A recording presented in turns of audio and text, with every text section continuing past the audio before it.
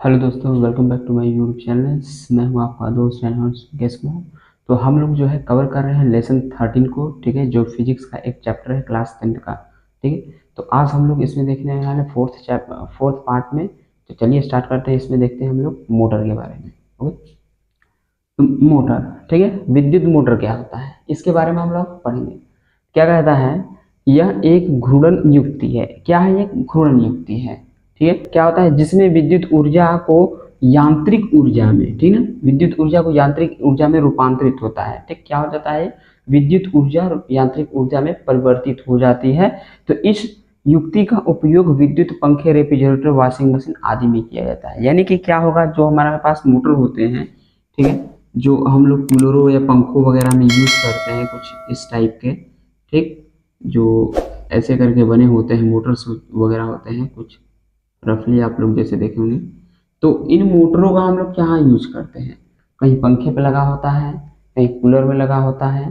ठीक, इन सब में क्या होता है, छोटे छोटे जो पंखे आते हैं उनमें लगे होते हैं। तो ये मोटर क्या होते हैं? यही हमारे मोटर्स होते हैं, ठीक है, जो बने होते हैं। ठीक, जो क्या करते हैं, विद्युत ऊर्जा को यांत्रिक ऊर्जा में परिवर्तित करते रहते हैं। ठीक, अब विद्युत ऊर्जा को यांत्रिक ऊर्जा कहने का मतलब है कि जो हम इलेक्ट्रिसिटी से उनको चालू करते हैं, फिर वो घूमने से क्या होता है, उनके अंदर घूर्णन होता है, तो क्या होता है, यांत्रिक ऊर्जा उत्पन्न होती है। ठीक है, तो इसे ही हम क्या कहते हैं, विद्युत मोटर कहते हैं। क्या बोलते हैं? विद्युत मोटर। आई होप आप लोग समझ गए होंगे।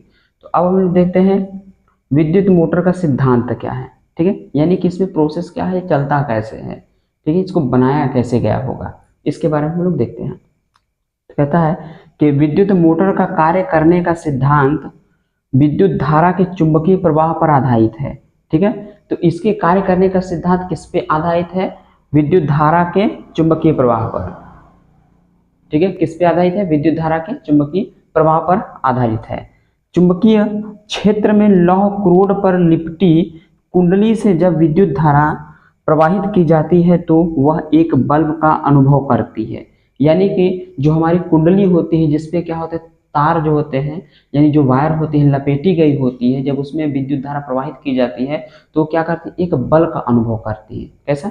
एक बल का अनुभव करती है। फिर क्या होती है, वो घूमने लगती है अचानक। अगर आप लोग अपने पंखे के मोटर को बंद करके फिर ओपन करें, यानी कि प्लग लगा करके निकाल कर देखें, तो उसमें क्या होगा, एक बल आएगा। उसके बाद वो क्या होगा, घूमना स्टार्ट हो जाएगा। ठीक है, इस तरीके से प्रैक्टिकली आप लोग देखेंगे तो आप लोगों को समझ में आएगा कि विद्युत मोटर का सिद्धांत कैसे काम करता है।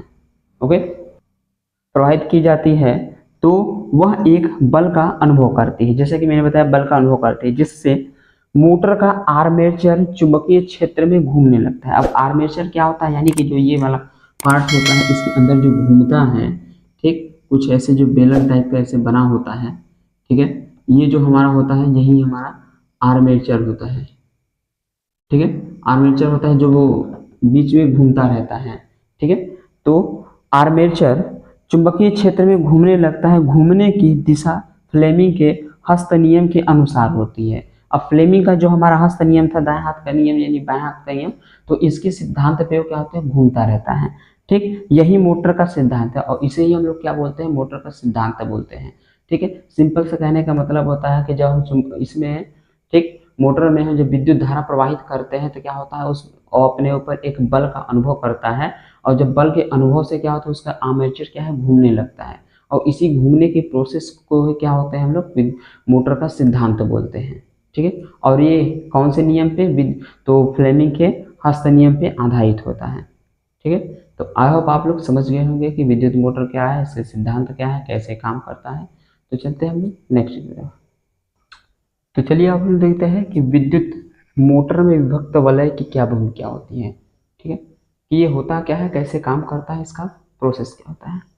ठीक है, तो कहता है कि विद्युत मोटर में विभक्त वलय दिक् परिवर्तन का कार्य करती है। किसका करता है? दिक् परिवर्तन का कार्य करता है। ठीक, अब दिक् परिवर्तन ही हमें नहीं समझ में आएगा कि होता क्या है, तो इसको भी हम समझ लेंगे यहाँ पे दिक् परिवर्तन क्या होता है। तो पहले हम उसको देख लेते हैं। ओके, तो क्या करता है, यहाँ दिक् परिवर्तन का कार्य करती है। दिक् परिवर्तन एक युक्ति है जो परिपथ में विद्युत धारा के प्रवाह को उत्क्रमित कर देता है। यानी कि दिक् परिवर्तन एक ऐसी युक्ति है जो परिपथ में धारा को क्या करता है, उत्क्रमित कर देता है।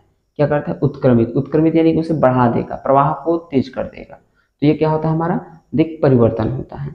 ठीक है, जो क्या करता है, विद्युत मोटर में विभक्त वलय की भूमिका को निभाता है। ठीक है, तो यही कार्य होता है इसका।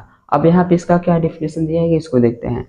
यह उत्क्रमित जो परिपथ में विद्युत धारा के प्रवाह को उत्क्रमित या बढ़ा देता है उसे हम दिक् परिवर्तन कहते हैं। वही मतलब है, क्या करेगा, धारा को बढ़ा देगा, उत्क्रमित कर देगा।